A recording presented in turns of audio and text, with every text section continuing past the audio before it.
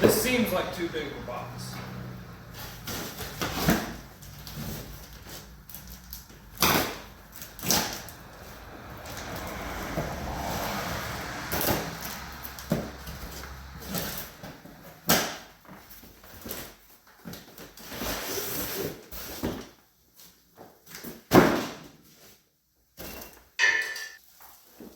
These are Gabriel 43058 load shocks. They got an extra spring in them. Keep your suspension from sagging so much under load. Let's open them up here because I do have a bit of a concern.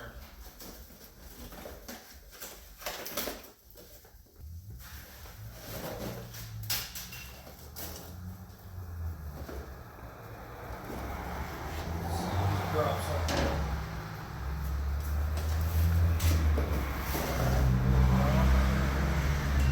So here's what these shocks look like. And we're going to use them on the back of this J20.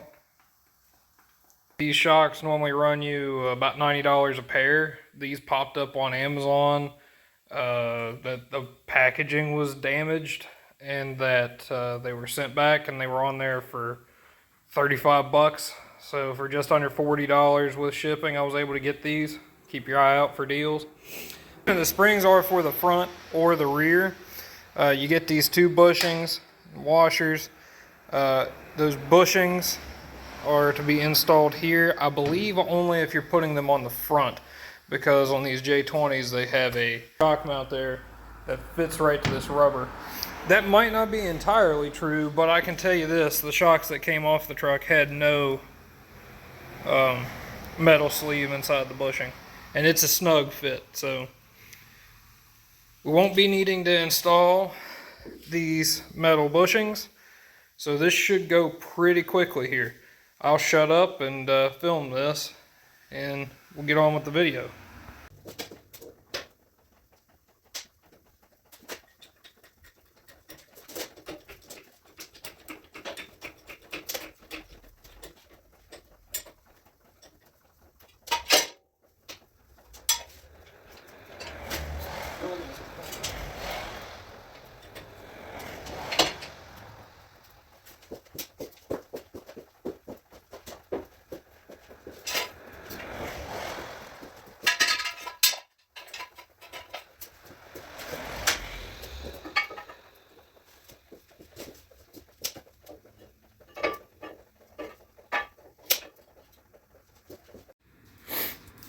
Alright, now we gotta, because of the position of how we built the bed, you gotta drop a shock in like this. Hook the bottom in first. Try not to get underneath of this thing any, because of the way I've got it on the jack stands. I'll have to wrestle that bolt in there and I can't hold the camera, but there's our bottom bolt in. Okay, our bottom bolt is set in place for now, but we still have a problem of shock is still about a ½ inch too long to fit onto its hanger, and we're also hitting the axle tube with the suspension dropped quite that far, so we're gonna have to devise a way to collapse this shock just a little bit. Come to find out, these shocks are hard to compress, but they're not that hard. So I don't shoot the camera off on the floor.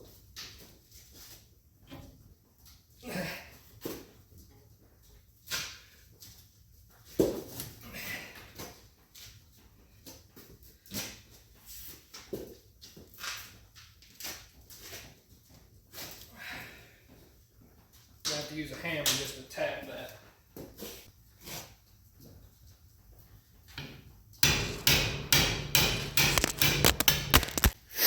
Alright, we got it on there.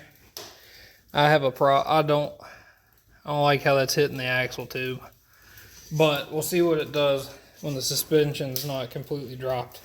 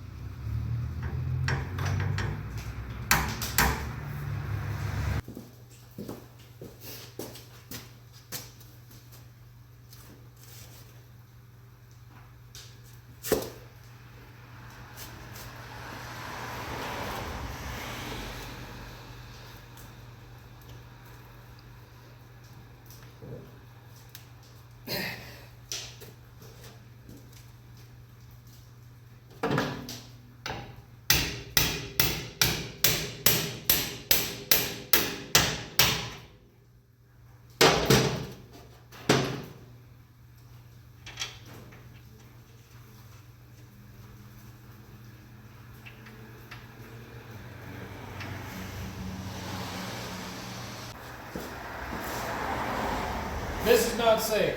I suggest you don't do that. But it was better than having nothing there.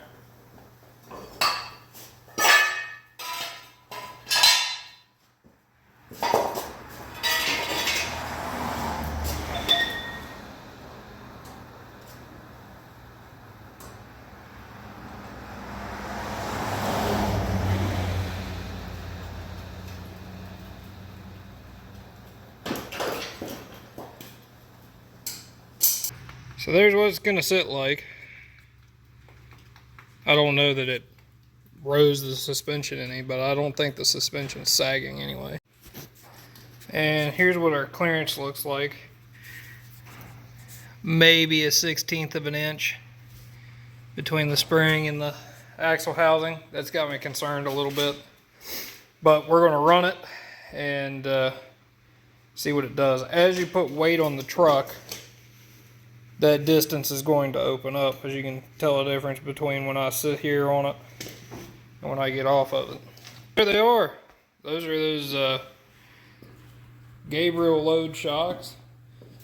They're a little harder to install than a regular shock because they're obviously stiffer. I don't know what the ride quality is going to be like. I'm sure it's going to be like a brick, but since we're making this truck into a dump truck, it's going to be light duty. Obviously, it's only 3/4 ton, and it's not even the highest GVRW truck they made. So it doesn't have the payload that other 3/4 ton trucks could have.